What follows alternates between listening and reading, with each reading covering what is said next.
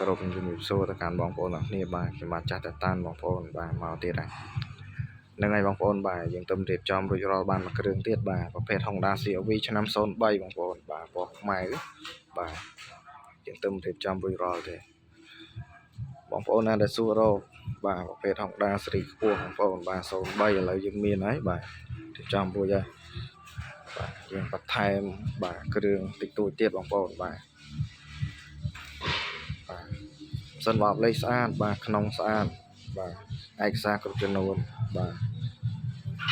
បងប្អូនអាចមើលបានបាទឆ្នាំស្អាតមកជុំបាទក្នុងវិញស្អាតហើយបងប្អូនបាទតាប់ឡូឡងស្អាតហ្មងហ្នឹងហើយពុកសិនបងប្អូនបាទនេះបងប្អូនអាចមើលបាទ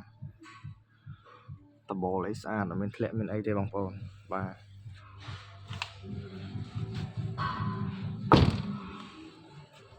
ឯកសារគ្រប់បងប្អូនបាទ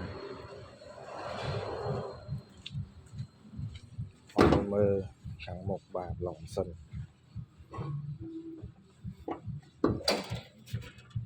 េះបងប្អូនបាទ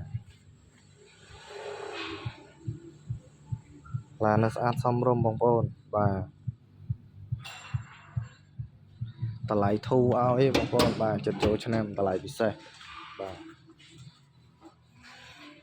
ខ្សែក្រាស់ឲ្យបងប្អូនបាទក៏ដោយ 4,900 ឲ្យទៅបាទ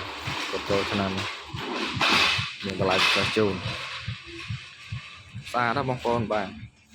សាច់ដែកមុខក្រោយស្អាតបាទអត់មានពុកមានច្រេះបងប្អូនបាទ